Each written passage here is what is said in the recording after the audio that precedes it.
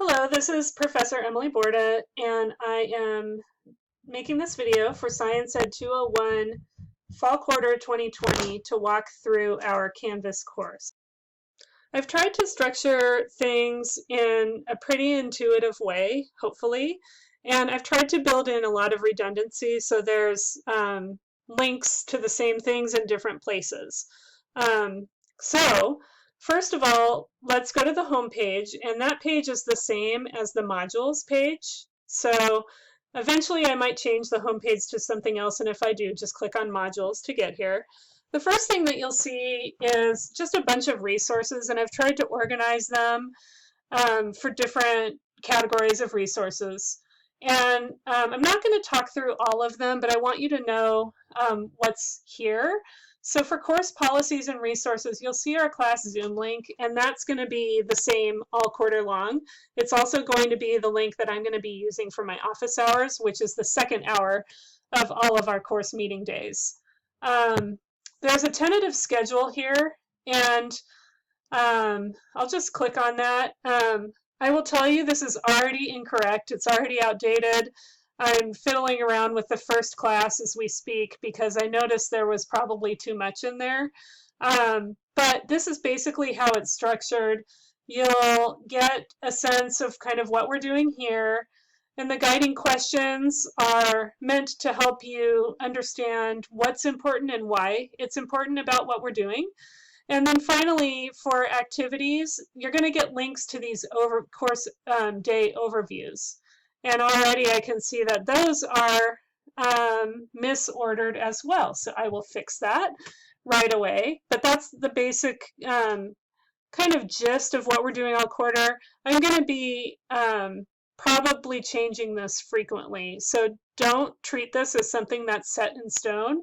I don't want to have to rush through things just so that we can stay on schedule. So we might have to change this as we go along. Okay.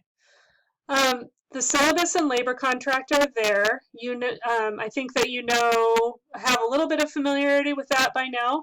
So you can always go back to that to revisit it. Instructions on how to maintain a labor log are here.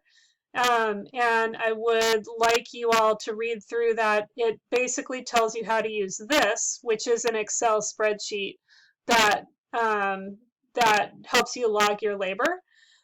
These two things, course support form and group work support form, are completely optional ways that you can communicate with me and the rest of the teaching team if you need further support for either general coursework. This is where the course support form is, where you can tell me things like, I don't have the right technology to do this activity, or my internet is unstable, or I'm going to miss this synchronous class meeting for some reason, and I want to let you know about that. And there's a question at the end that's just anything else you want to say. So that's a good way of communicating with me if you'd like to use that. It'll help me keep track of people's needs, so that would be nice. And you can always email me as well. And then also the group work support form is something that you're going to use, that you can use if you want support working with your group. You will have either one or two different groups this quarter, synchronous and asynchronous. Those may be the same, they may be different. And we're going to ask you to fill out a survey in order to help us make those groups. But if you're having issues working with your group and you need support to do that, or if you want to change groups, you can use that form to tell us that. Finally, this page gives you a backup of all of the next-gen curriculum materials, next-gen PET curriculum materials. And so that is where you also have them on OneNote, but say OneNote isn't working for you for some reason, you can get those materials there and download them as PDFs.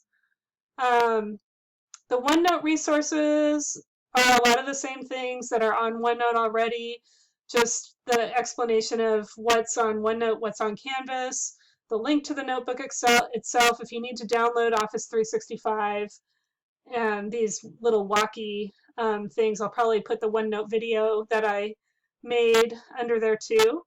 Other software and technology tools, here's where you'll find the link to the PET website, the Next Gen PET website, which shows you, gives you all the extensions right here, and then the movies and simulations right here.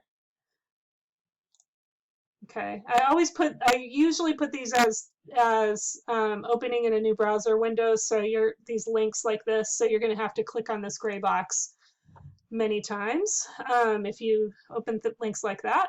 And then you might need you will need Adobe Reader DC for exporting your OneNote files as PDFs so that you can import them into Canvas. And the OneNote video shows you how to go through that process, but you'll need Adobe Reader, and that's free, and this link will take you to the site where you can download it.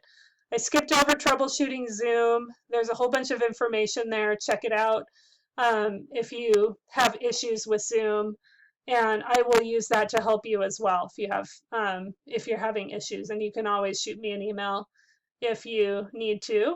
Jamboard is something, it's a Google app, and we at Western have Google Suite, and so you should have access to all of this.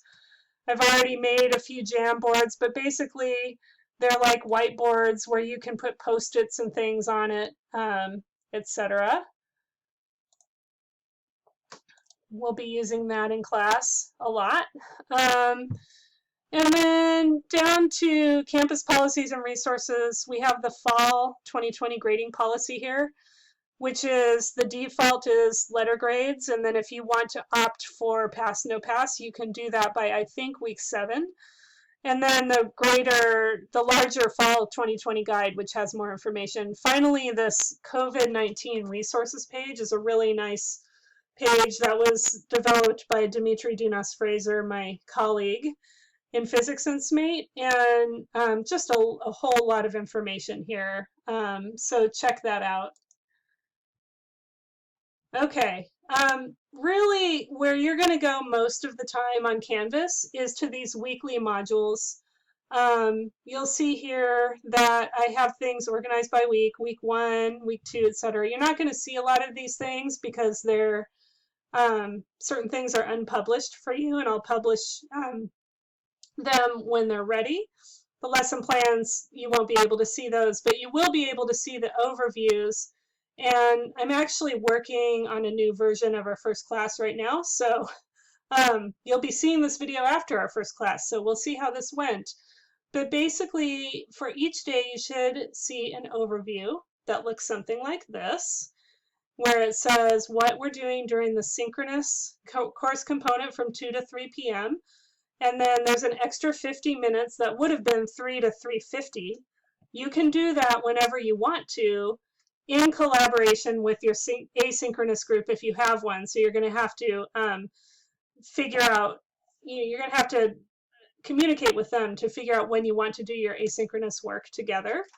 But you're going to do that. It'll give you the activities to do for your asynchronous work, the resources you'll need with links, and then I'm trying to be very, very clear about what exactly to turn in.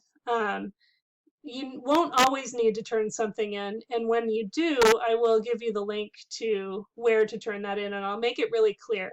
I'm also trying to make it very clear what's required labor and what's extra labor.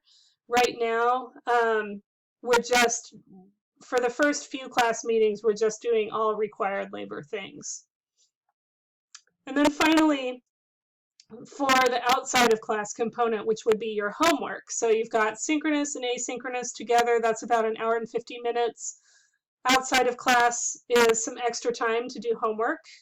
And for that first day, I've got your pre-assessment, your group course and group work style survey, and your labor log for tracking your labor, things like that. And again, what to turn in, trying to be very clear about that. So going back to modules, the overview really should be your one-stop shop for all of this stuff.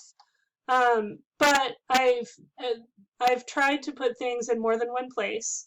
And so all of these things should also be linked to the overview, but you can get to them outside of the overview if you want to. So things like links to the physics pre-assessment, the course and group work style survey, the mystery tube activity, which will be starting this week, etc. And then finally, the to-do lists are just kind of recapitulating what is in that to turn in column in the overview. Again, this is already out of date. Please don't take this to be what you're actually doing for Friday the 25th.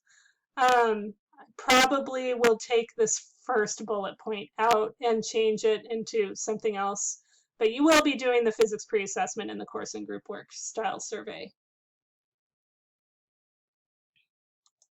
Okay.